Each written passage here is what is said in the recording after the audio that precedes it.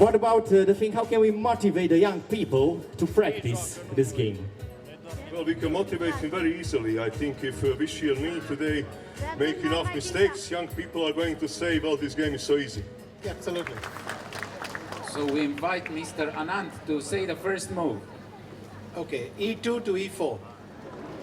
Well, white has 3 pawns, I have 1 pawn, so white is going to win this endgame. So I think this is a good moment to stop this game and to resign the game, because 3 pawns versus 1 in this rook ending, it will take a little bit of time, but ultimate result is very clear.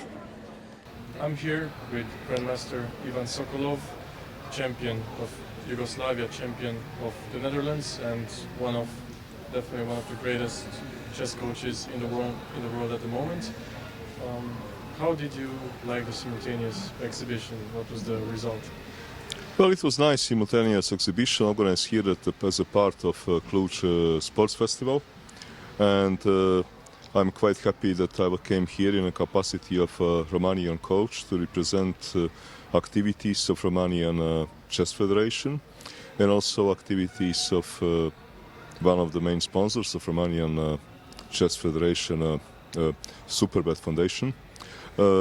I met very enthusiastic kids. One of them managed to make a draw. It is always a start, you know, because you have to start somewhere. And for most of those kids, this is going to be a day to remember, and some of them might continue later on the chess journey being inspired by the day like today. Was it the Catalan game, the one that was drawn at the end? Yes, it was a Catalan game, yeah. I took a little Sort of between Catalan and English opening, let's put it this way. Yeah, we also had her here for an interview, and she was very happy to have gotten a draw. Well, she should be happy. She was defending very well, sort of, let's say, difficult position. I found, which is of course can be subjective, but I found that she played better than the rest, and this is the reason why I offered her a draw in order to reward, her performance. You're obviously you enjoy working with people. As I said, you're one of the best coaches in the world right now, and you work with some of the greatest talents right now and many world-class players. Which one of them do you think has the most potential to possibly get to the top? Okay, this is a very difficult question. I guess when you say possibly to get to the top, you want to say to become a world champion. Yes, they're already at the top. Yeah. Firouzja is already, yeah, and many others. Well, this is, a difficult question because, I can tell you, for example, that 2 young Romanian players that I'm working together with, I'm talking about Deac and Shevchenko. Okay, they did not reach their full capacity, this is for sure. But it is very difficult once somebody is already very good to judge, when you get this specific question, can somebody become a world champion? This is because next to becoming extremely good, to become a world champion also needs sort of to have specific character, specific energy, and also some kind of circumstances to be working a little bit in your favor at some certain moments. So this is difficult question. And indeed, I did work with a number of great players, including Alireza. When I started with him, where he was basically nobody. And, now he's second best player in the world. So, yes, I did work with a number of very strong players at the time when they were totally unknown to, let's say, wider public and progress. But it is difficult, to give a specific answer to this question. Alireza was just blew onto the scene and reached the top very, very quickly. And you mentioned that you see this potential in some of the players, of our players. What do you look for in order to make this decision to realize that they have this potential? What are the traits of the players that you look for? Inventivity, ability in some positions to be able to think out of the box, ambition, desire to work, specific strong character that is going to drive this kind of potential. You need to be willing to succeed, first of all, on your own. You need to have it in your character in order to be able to, get very fast or get to the goal which you would like to see as your goal. So maybe there are like 5-6 elements that I look for inside the player. Okay, next to the fact that the person should be a very good player, this goes without saying. Yeah, that's the most important thing. I've played with Deak for 12 years now. This is the first time I met him because we're about the same age, and I can definitely see he's a tremendous player, and I hope he's going to, with your help, he's going to get to the top. What are your plans with this new project that you have with the Romanian Federation? What do you have in mind? Because obviously we all know that last year you managed to win the gold with the team of Uzbekistan in the Olympiad. So what plans would you have with our federation? Well, we have a very important competition end of this year. This is European Team Championship, which is going to take place in Montenegro end of this year. And first of all, I hope that we can come up with our best team, that all our best players are going to accept the invitation to represent Romania. Once we have our best team there, and if this team is in a good form, I am optimistic that we can fight for top positions, including medal. But okay, what is the problem? Problem is sometimes when you are fighting for a medal, you would have a number of very strong teams. And something very small can basically make a difference whether you win this medal or not. So what we will need, we would have, let's say, 3 elements in order to win a medal. Number 1, to come up with our best team. Number 2, team to perform very well and to have a good team spirit. And number 3, okay, at some moment you will need a little bit of luck. Without a little bit of a sports luck, it is very difficult to achieve something, you know, no matter how good you are. For example, in Olimpiada in Chennai, regardless all this fantastic preparation I had Uzbekistan team, fantastic team spirit, fantastic performance of a team. If Abdusattorov did not win this completely lost position versus Vidit, if he did not get that strike of luck, okay, gold would not come. As simple as it is. We needed next to all these fantastic performance, all this great play, we needed at this crucial moment a little bit of luck. And I guess it applies to any sports achievement. Yeah, definitely. But these players, of course, they were well known at the time. But as you said, they were not, per se, the team that you expected, that was expected to win. So, how did you manage? Of course, you mentioned all the right ingredients, the phenomenal performance, and the luck. But did you have the belief in this team when the tournament started that you could get them on the top of the podium? And how did you make them believe that? Because I think that's also important.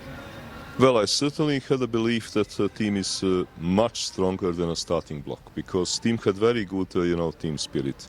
All these young boys that love their country, that wanted to perform as best as they could for their country, first of all.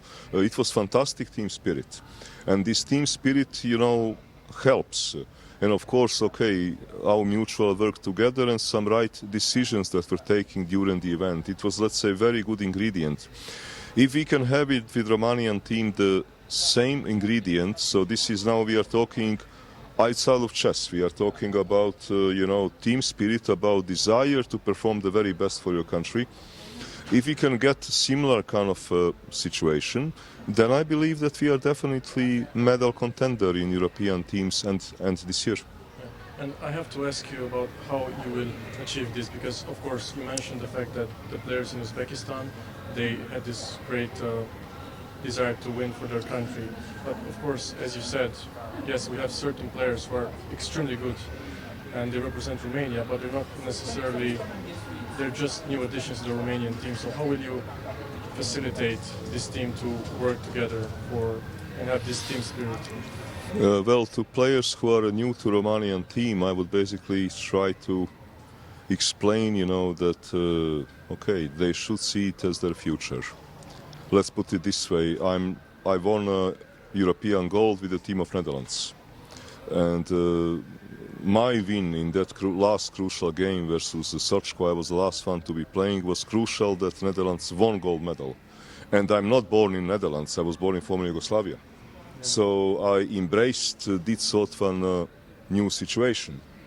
But you cannot, force somebody to embrace it. You can suggest, you can explain, you can facilitate, but at the end will come down to the person to embrace it, to embrace a new country, and to help us to come together to achieve something great. Yeah, as you mentioned, you had different spells at different teams, and you managed to get great results with them. And I think this speaks a lot about this ability to change, to adapt that you had. And the last thing I want to ask you is, how did you decide to make this change? Because obviously you were a phenomenal player, you were at the top of the world, and then you decided to become a coach, and you got these amazing results. And this switch obviously does affect the play somewhat, I assume, because you also have to put a lot more effort into others rather than yourself. How difficult was that switch for you to make? That was one of the most difficult decisions I ever took, because when you're a player or a coach, it is a different job simply. As simple as it is a different job, but I was inspired by some other people in some other sports that made this sort of switch and were very successful at both. And I basically believed that I would be able to be successful as a coach, and luckily I proved myself right. It was a very good decision, but it was a very hard decision. Yeah, I'm very confident speaking with you that you have this great confidence in yourself as a coach and in the players that we have, that you will be able to get our team great results in the future. And I want to thank you for the games that you played here and for the fact that you rewarded the girl with the draw. That was a very beautiful way to inspire her. And I hope we're going to have you here many times working with our project. Well, thank you very much for having me on your show and for effort that you are doing to promote the chess in Romania.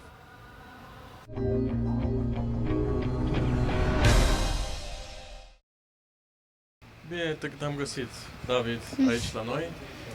Spune despre tot ceea ce tocmai s-a întâmplat. Păi, sunt foarte uimit că am reușit să am ocazia aceasta de a mă juca cu un fost campion mondial și e chiar o ocazie de una într-o viață. Așa. Ai auzit ce a spus domnul Sokolov înainte de simultan? Că el, la primul lui simultan, juca cu Karpov. Și el și-a spus așa, după simultanul ăla, că acum am pierdut, că data viitoare o să câștig. Exact. Ce zici? Propui și tu același plan cu un campion mondial? Da. Pentru cei care nu știți, aici Troia David din Dej, un jucător, un băiat foarte talentat, care când s-a apucat de șah? Când te-a apucat? Acum 5 luni. Acum 5 luni și deja a jucat cu un campion mondial. Miraculos, nu?